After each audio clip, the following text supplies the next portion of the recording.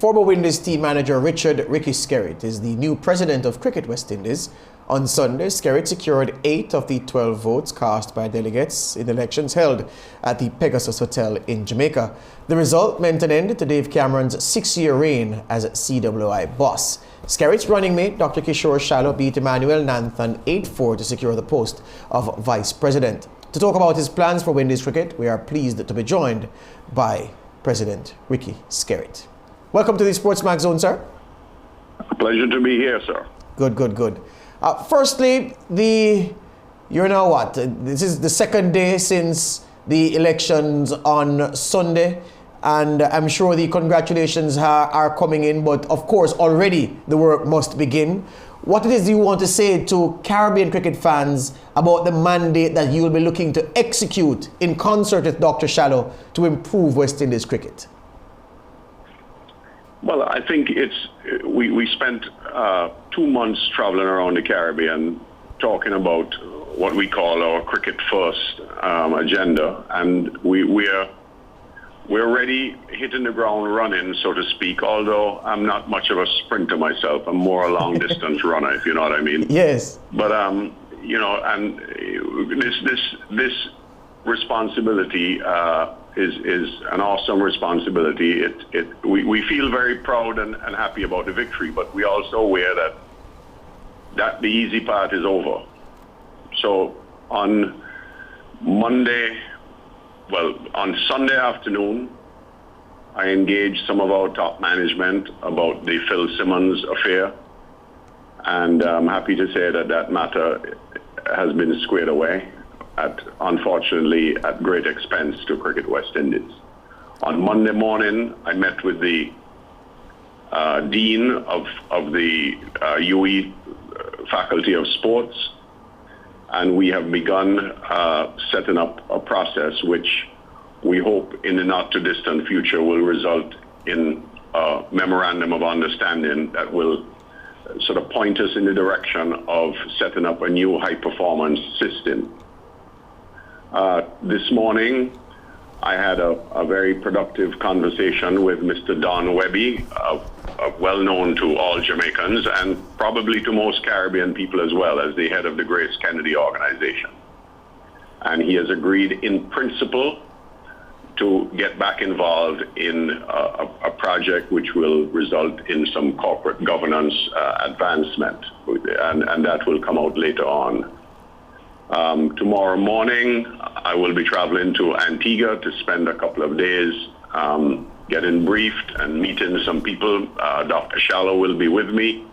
We hope to make a courtesy call on the Honorable Minister of Sport and clarify some aspects of the relationship with the Antigua government, and make sure that the Antigua government is clear that we see a very strong partnership continuing on the Coolidge Cricket Ground project. So we have a long path ahead of us, but we've gotten off to a good start. I hope there's not a non-disclosure agreement that prevents you, President Skerritt, from telling us what the quantum of that settlement with Phil Simmons is, because the previous administration did say that it was working to settle that matter before the next court date in Antigua in early April. We understood that Phil was asking for at least $300,000 in damages. Can you say what is the size of the settlement? I'm quite frankly, I'm not even sure myself right now. That settlement was done based on legal advice. We changed, I certainly changed nothing. All I did was make sure that the lawyer's recommendation was executed as quickly as possible, and that the whole process would not continue to hang around for political reasons, as has been happening. Yeah. I hope tomorrow I'll get better brief. The lawyer will tell us exactly what we can or can't say, and hopefully by tomorrow afternoon there'll be a formal statement on it. What I want to say is that what's more important to me is that we basically need to it's cost us a lot already, but we need to mend fences with Phil Simmons. We need to have a good, strong relationship with all past players. And the Phil Simmons situation is an example of exactly what has gone wrong with West Indies cricket. There's too many battles being fought with the wrong people. Yeah. On the issue of that courtesy call in Antigua, we know that Prime Minister Gaston Browne was a strong supporter of what Dave Cameron was doing, even when his colleagues at the level of CARICOM were saying things that suggested that, you know, they weren't pleased with how Dave Cameron was carrying on the business of administration at Cricket West Indies. Gaston Browne was a firm supporter. Are you saying that that courtesy call, I noticed you said to pay the courtesy call on the Minister of Sport. Is it that you'll be looking to use that occasion with the Minister of Sport to smooth that particular relationship in the event, of course, that there's some strain there given the events on Sunday? Well, there you go, making an assumption that there's a strain. One of the first people to congratulate me was Prime Minister Browne. Prime Minister Browne loves cricket. He loves Antigua. He wants cricket development in Antigua. He established a good relationship with the Cricket West Indies, which was led at the time by Dave Cameron. West Indies cricket will continue to be a good partner with Prime Minister Browne, and whichever Prime Minister comes after him in the future down the road when I'm gone myself. Antigua and cricket has always been very, very close. Antigua has produced some of the best cricketers the world has ever seen. So I don't have any reason to believe that we won't continue to have excellent relations. Antigua, remember, it was Antigua and Barbuda that was the first under the former prime ministership of Lester Bird that actually brought West Indies cricket to Antigua by offering them concessions that West Indies Cricket Board at the time were not getting anywhere else. So the Antigua history with West Indies cricket is a proud one on all fronts, and I intend to honor that and to respect that going forward. Ricky, one of the issues that you suggested on the campaigning platform was that issue of term limits. What specifically will your administration do to establish term limits? Because you had suggested that you think 3 two-year terms, in other words, 6 years in charge, should be a limit for any future president. How soon may we see you move in that direction with the current administration? Well, as soon as we can get our corporate governance improvement process going, as I said, hopefully under the leadership of Don Webby, I'm hoping that we can establish a formal relationship with Don on this matter. I've had a nice discussion with him this morning, and term limits will be a key point of the changes going forward. You know, we have articles of associations which need updating, and generally speaking, you know, the prime ministers and others have had strong concerns. Different reports have been put in, and we ourselves within Cricket West Indies had started an internal process which had a preliminary report written in 2017, which has gone nowhere since. So Don and myself agreed that 2017 report, which was done in collaboration with Price Waterhouse, will be the starting point for this new phase of corporate governance review. And the corporate governance review that you speak of, would that be addressed under the umbrella of what the CARICOM subcommittee spoke of? We spoke to Grenadian Prime Minister Dr. Keith Mitchell several weeks ago on this show, and he said that he had little hope for the future of West Indies cricket if the new president, whether it was Cameron retaining the position or you, if there wasn't a commitment from the new president to address the governance issue. So is that part of the discussion that you will now pursue as the new boss? Well, the commitment is there. I've just told you that one of my first and most significant conversations in less than 48 hours as being president has been about that. But the person that I turn to is a gentleman who is very, very well respected and actually spent some time on the Cricket West Indies board and led a project which I was involved in as well, to review all 4 reports and to do an assessment of which recommendations had actually been implemented and which ones had not. And that is the starting point. So we now need to, in other words, it involves all of the reports on governance that have been done before. Yeah. including the highly controversial one from CARICOM that had been rejected completely by the board. That was the Barreto report? Yes. All right. The issue of ostracizing veteran cricketers had been a provocative issue or contentious issue under Cameron's leadership. Would your administration be so disillusioned with the performance of the selection panel that you would consider changing the current panel as it now stands? Well, I think you just touched two separate but possibly related issues. Only if you're suggesting that we should give the responsibility for selection to the legends. What I would say to you is that if you look at our 10-point plan, you will see that one of the points was to review the selection system. That is going to take place immediately.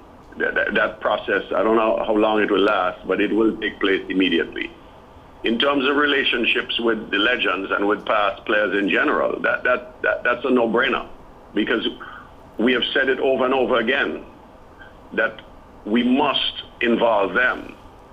These icons have carried the weight of Caribbean pride around the world with them, and have shown their love for cricket without any doubt. So they have to be involved. Yeah, all right. Well, I was more specifically, I understand that because you had said that in no uncertain terms prior, but I was more specifically asking about the selection panel, which is currently chaired by Courtney Brown with Lockhart Sebastian, Travis Dowling and Eldine Baptiste as the other selectors. Do I understand you correctly that your administration will be moving to change that selection panel? Well, I'm not going to look at it as a changing of selection panel. What we're going to be doing is not just about changing of personnel. We have to look at reorganizing systems that can produce better results on a more continuous basis, so that we get a better bang for the buck and we can cover all of the shortcomings as well as the traditional strengths. Just recently in the board, there was a discussion about whether youth cricket is being adequately covered by the existing selectors, for example. One of the things that I would like to get done as soon as possible is to get a woman on the selection panel.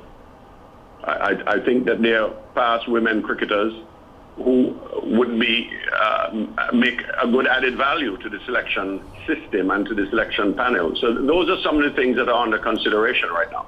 So the inclusion of this woman, I'm sure it wouldn't be just for this go-round, President Skerritt. You're saying that you would move to put the structures in place to always facilitate at least one woman among that mix of selectors? Am I hearing you correctly? That is not yet set as a policy, but George, it is heading in that direction as far as my thinking has gone over the past couple of days.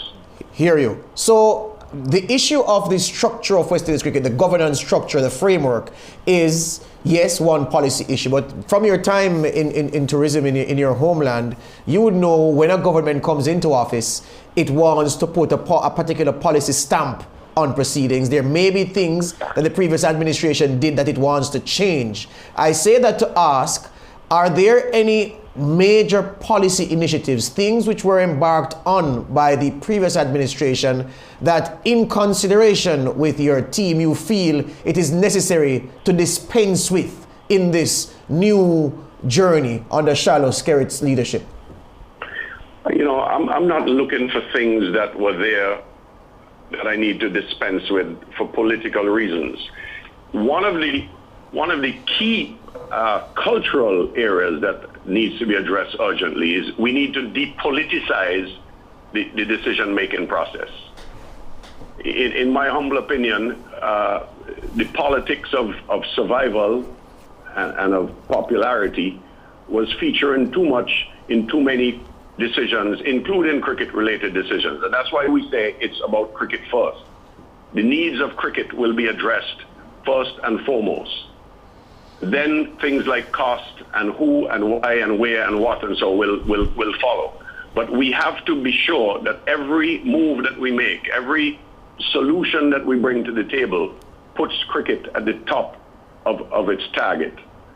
And so in that process, as we set about that process, you will see the unfolding of possibly some situations that no longer make sense to us.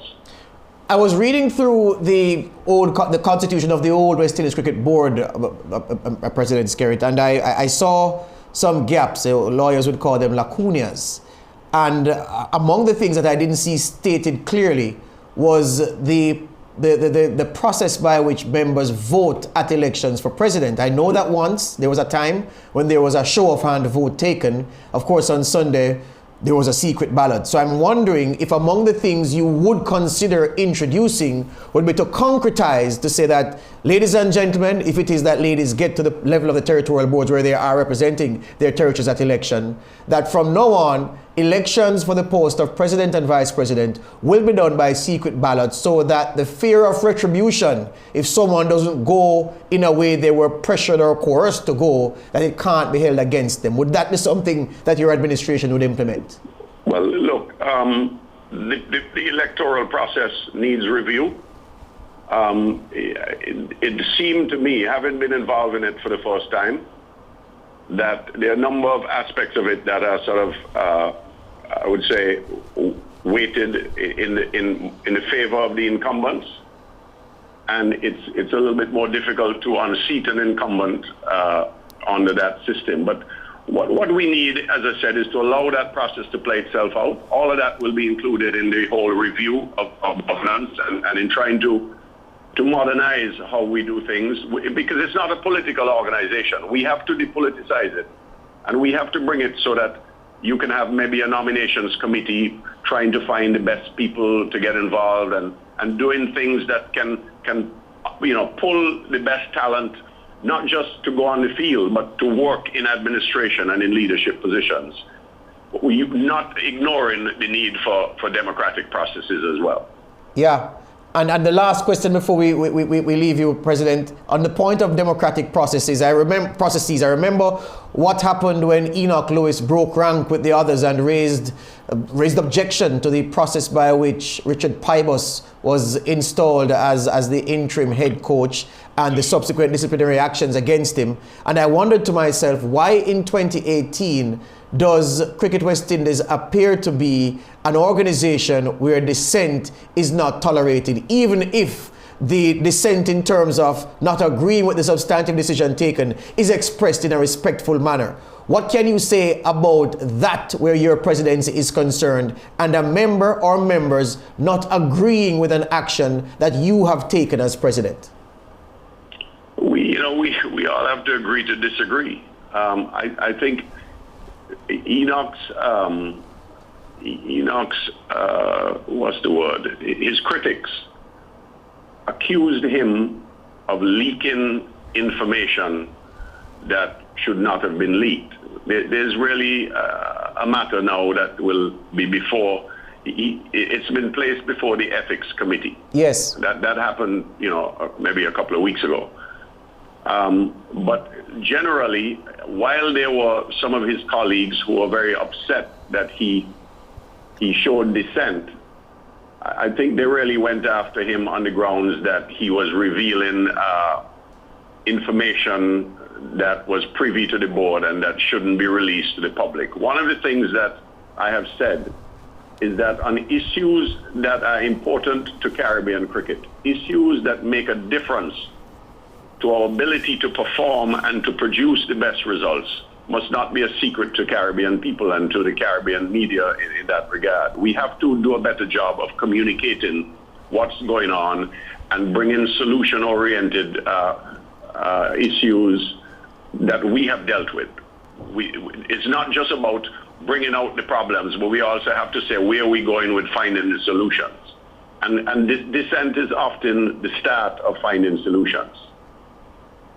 Hear you on that. Well, we look forward to speaking with you in the future as you go about this important work of improving West Indies cricket, and we wish you and Dr. Shallow all the best, and we are here to support SportsMax. Thank you, SportsMax. You do a fantastic job. Much appreciated. Thank you. President Ricky Skerritt there. Yeah. So, as he said, and what is always true, winning the election is the easy part. The hard part started Sunday afternoon. Because as we were discussing in our production room today, for those who are casual observers who would think that everything that Dave Cameron did was rubbish and wrong, we know that that's not so. Yes. There were many good things done. So Skerritt and company are taking charge of something from a point where they can go forward in the confidence that there is not a major overhaul that is needed. I disagree with that. But there are several things that need urgent addressing. It's more than window dressing that's needed. And these two are capable, and they've been invested with the confidence to go forward and effect that repair, and we wish them all the best. And given the kind of reaction triggered by his victory, you get the feeling that he is now a part of an administration that is already in gear. Yes. We hear stakeholders applauding the decision to remove Cameron and supporting Skerritt wholeheartedly. Dr. Keith Rowley, the Trinidad and Tobago Prime Minister, proposing immediately a 2-day symposium conference to discuss and approve, statutes to ensure that West Indies cricket can go forward. So he has come into a platform where he immediately has a lot of support from some powerful people, and all the best to him given what surrounds him at the moment. Absolutely so. All right, the presidency of West Indies cricket, the leadership of West Indies cricket is in new hands, and let's support them as they work from here.